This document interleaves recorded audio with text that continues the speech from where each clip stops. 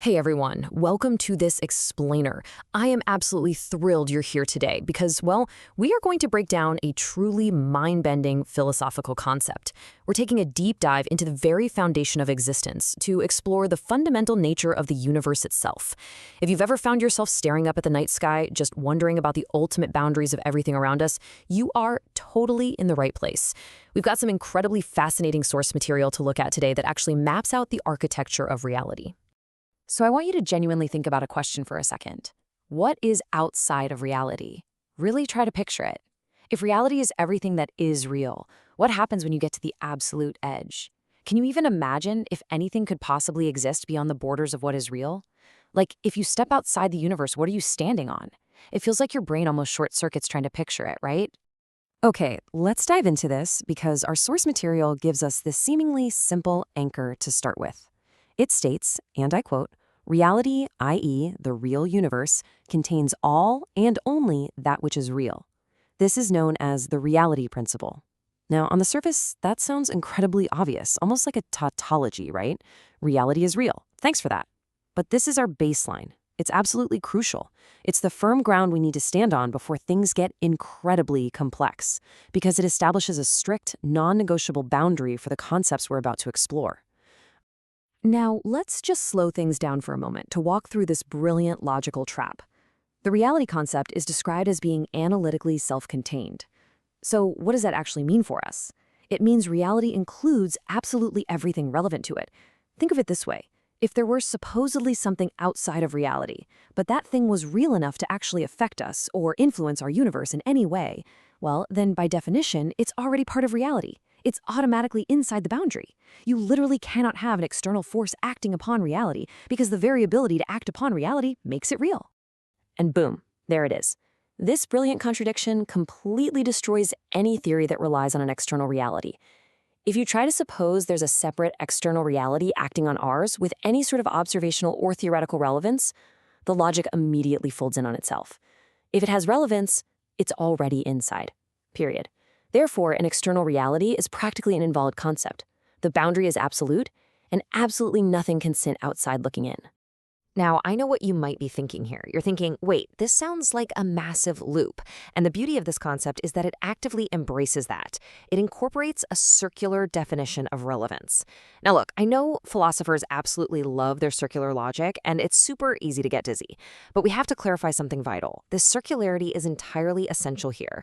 When you are defining the totality of literally everything that is real, the definition has to close in on itself. It has to be a circle, because a line would imply a beginning and an end with something existing before or after it, and we just proved that's impossible.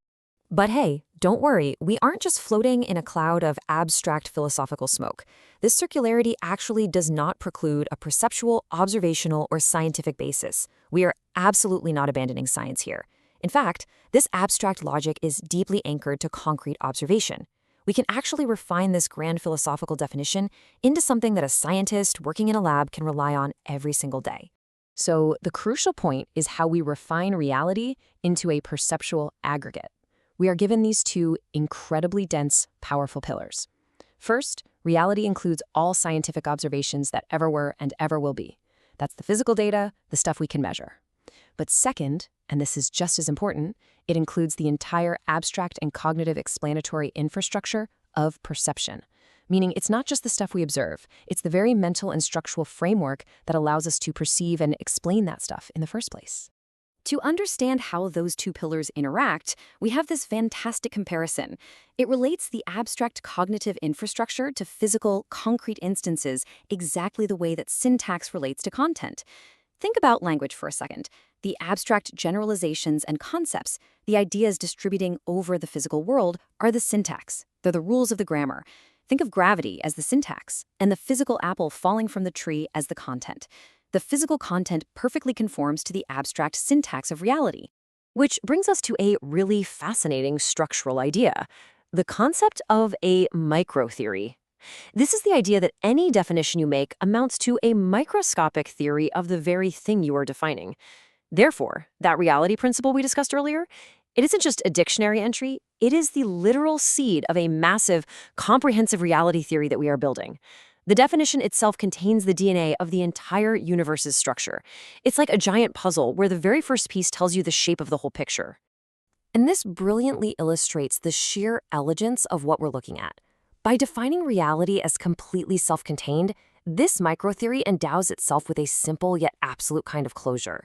It achieves perfection by relying on absolutely nothing outside of itself to justify its own existence. It calls on nothing outside to define what is inside. The whole shebang is entirely self-sufficient. Now, what's really interesting about this slide is the beautiful symmetry here. On one side, we have what is called the diffinendum. That's just a fancy word for the actual physical universe being defined. On the other side, we have the microtheory, the abstract definition of reality we've just formed. The definition elegantly mirrors the actual self-contained universe it describes. Just as the real universe doesn't rely on an external universe to exist, the definition doesn't rely on external concepts to make sense. They perfectly reflect one another. And because of this perfect closure, there is a strict rule. This boundary effectively forbids any future theoretical extensions from calling on anything external. You can't cheat. If you're a physicist or philosopher building a future theory of reality, you are completely banned from suddenly calling on some external magical force to make your math work. This becomes explicit in a related rule called the mapped principle, which strictly governs how theories are projected. You are locked inside the self-contained room of reality, and your theories absolutely must survive entirely within those walls. Let's move to and see how this builds, because we've gone on quite a journey here. We've successfully established two massive conclusions based on the reality principle. First, reality is entirely self-contained. Nothing is outside of it acting upon it. And second, as a result of this total inclusion, reality is everywhere the same as itself. It is a unified, totally closed system. But just as we lock the doors on the outside world and finally accept that reality is a singular closed loop, we are hit with an absolute showstopper. If reality is everywhere the same as itself, how do we explain all the wildly different things inside it? I'll leave you with the exact provocative question posed at the very end of our journey.